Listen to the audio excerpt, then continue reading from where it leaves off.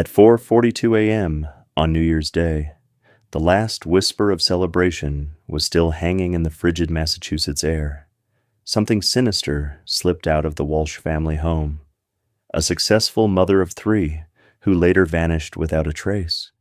A husband with a story that twisted and turned like a nightmare. But the truth was far darker than anyone could imagine. Tonight, we unravel a disappearance that became a murder, and a mother's screams that echo in the silence where her body should be. But what lurks beneath the quiet town is far darker and more sinister, that it gives chills deep in your bones, the kind of chills that tells you something isn't right. This is the true story of Ana Walshe, a story filled with unanswered questions, chilling details, and a shocking conclusion that will leave you questioning the very nature of trust. So stay to the end of the video and get to know the psychological breakdown, investigation mistakes, legal analysis, and lastly, the lessons learned about the case. Imagine waking up on New Year's Day, the year just renewed, the sky pale with winter's chill, and your wife or partner is gone. Ana Ljubičić Walshe was a devoted and a successful real estate executive. To friends and neighbors, she was the picture of a caring, devoted, and lovely mother. But behind the carefully curated life of a mother and wife, there were hidden cracks no one could see. And under that smile unseen by friends and neighbors, there were signs of strain, whispers of tension in her marriage, and secrets that would become deadly and make her final hours tragically vulnerable. By December 31st, 2022, during the New Year's Eve, the Walshes hosted a quiet dinner at home with a close friend. Around midnight, laughter faded, glasses were set down, and in the early hours of January 1st, 2023, it all fell apart because 39-year-old Ana Ljubičić Walshe, a Serbian-American mother of three, was last seen alive inside her home in Cohasset, Massachusetts. Her phone went silent shortly after 4 a.m., and she was never heard from again. Brian first reported Ana missing on January 4th, 2023, 3 days after she vanished. During Ana's disappearance, Brian Walshe initially told police Ana had left early that morning for a work trip to Washington, D.C., supposedly catching a flight after a last-minute emergency. But something didn't add up. Police couldn't find any evidence she boarded a flight or even took a rideshare to Boston Logan Airport. Her credit and debit cards had not been used at all since January 1st. Brian Walshe told investigators he believed she had left voluntarily, but the story didn't add up, not even close.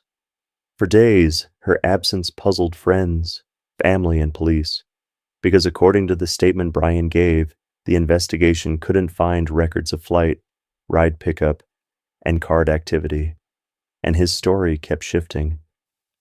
Officials began to wonder, was Ana truly gone by accident, or was something far more sinister at play? But behind the calm facade of seaside affluence, investigators uncovered something chilling. More disturbing were the clues his own digital trail left behind search queries that read like a textbook of horror. How long before a body starts to smell? How to dispose of a 115-pound body? Best ways to dismember. These searches weren't made in a vacuum. They were traced to devices in the Walshe household. These weren't casual searches. These were intentional, targeted searches for someone seeking answers about disposing evidence. Days turned into weeks, but the police scoured the home and neighborhood. Investigators next followed a trail of discarded trash bags that would become some of the most damning evidence ever presented. Surveillance footage caught a man resembling Brian carrying multiple large bags into dumpsters near his mother's home. Soon after, trash processing sites yielded terrifying finds to the investigators, and the evidence found was trash bags stuffed with bloody towels, tools like a hacksaw and hatchet, a Tyvek suit, cleaning supplies, a Prada purse, boots like the ones Ana had been wearing. Forensic teams traced Ana's DNA to cleaning supplies, bloody towels, and a Tyvek suit in dumpsters, Each discovery painted a horrifying picture. Ana had been murdered and her body hidden, a crime designed to erase her entirely. The more investigators uncovered, the clearer it became. Brian Walshe had carefully orchestrated a plan to hide his crime. It was no longer just a disappearance. It was a crime scene. On January 8, 2023, Brian Walshe was accused of something far more monstrous, was arrested first on charges of misleading investigators, and later on murder charges after blood evidence was found in the couple's basement. But even with the evidence, one question remained. Where was Ana's body? As the case exploded in the media and gripped the nation, startling details emerged that Ana may have been having an affair with a man named William Fastow, adding a volatile layer of motive to the story.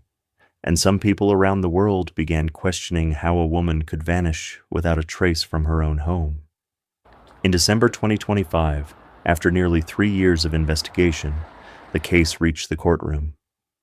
Prosecutors presented a chilling timeline: footage of purchases of cleaning supplies, surveillance footage of dumpster dumping, and disturbing testimony about Brian's financial stress and affair with William Fastow. While the courtroom argued evidence, outside the courthouse family voices echoed, and Ana's sister, Alexandra Dmitrievich, was given the chance to read a victim impact statement, describing the pain of not having a body to bury and imagining milestones Ana will never see in her children's lives. After the testimony, arguments, and hours of deliberation, the jury began their decision, and the Norfolk County jury found him guilty of first-degree murder, despite the absence of a physical body. A judge called his actions barbaric and incomprehensible, sentencing Brian Walshe to life in prison without the possibility of parole. Ana's children, her family, and a community were left to grieve a woman stolen from them, her body never recovered. The case shocked the nation, a chilling reminder that danger can lurk behind the most familiar faces. Ana Walshe's story is a haunting tale of trust betrayed, secrets hidden, and a life cut tragically short. Though justice was served, the lingering question remains: how well do we truly know those closest to us? Now let's dive into the psychological breakdown of the case.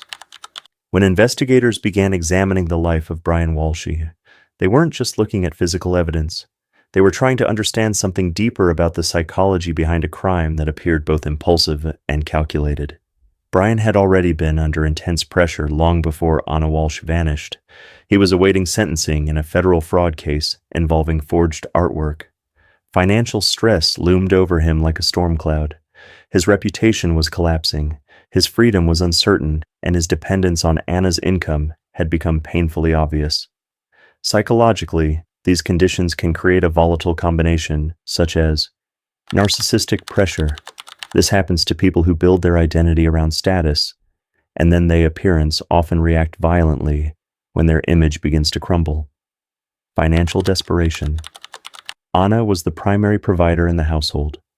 Losing control over that stability could threaten Brian's perceived authority. Fear of abandonment. Evidence suggested Ana may have been emotionally distancing herself.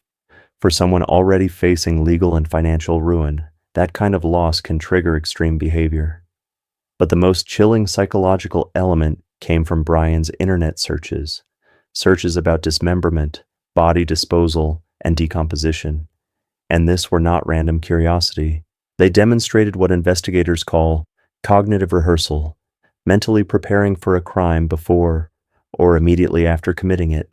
Now let's dive into the investigation mistakes of the case. Even though the case eventually led to a conviction, investigators were forced to confront several early challenges and missteps. These mistakes didn't derail the case entirely, but they reveal how fragile homicide investigations can be, and the mistakes are. Delay before the investigation intensified. Because Ana was initially believed to have traveled for work, the investigation did not immediately begin as a homicide inquiry. This allowed critical time to pass before the home was fully processed as a potential crime scene. In any disappearance involving conflicting stories, Early preservation of the scene is essential. Evidence lost in trash disposal. Brian discarded multiple bags of potential evidence in dumpsters across different towns. Some were recovered, but investigators believe other pieces of evidence were permanently lost once trash collection systems processed them. This highlights a major investigative vulnerability. Once garbage enters municipal waste processing, recovery becomes extremely difficult. Lack of immediate digital monitoring. Modern homicide investigations heavily depend on digital evidence. Had Brian's device activity been identified earlier, investigators might have secured search histories sooner. Fortunately, enough data was recovered to reveal the disturbing internet searches. But timing matters. Digital evidence can be deleted, overwritten, or lost if not preserved quickly. Now let's dive into the legal analysis of the case. From a legal perspective, the prosecution faced a major challenge. They had to prove murder without a body. These cases are notoriously difficult. Defense attorneys often argue that without physical remains, prosecutors cannot prove death or the cause of death.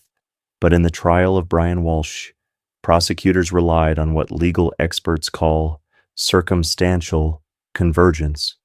That means many pieces of indirect evidence all pointing toward the same conclusion. Individually, each piece might raise questions, but together, they formed a powerful narrative.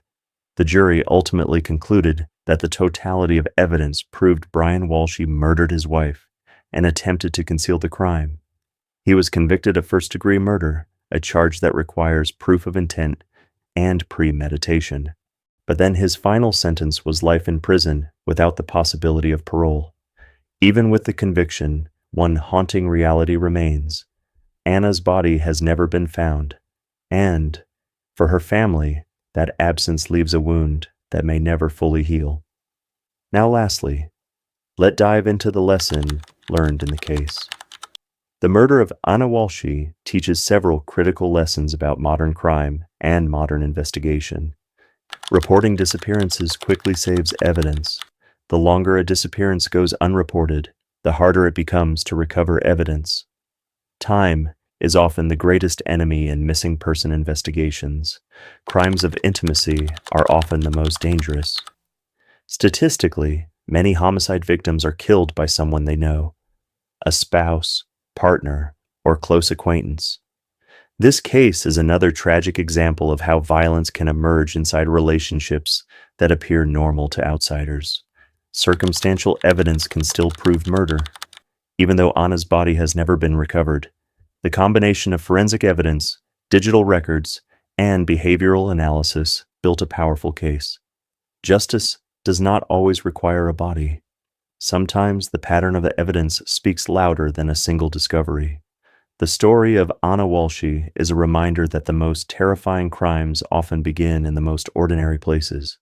A home, a marriage, a quiet neighborhood where nothing seems wrong.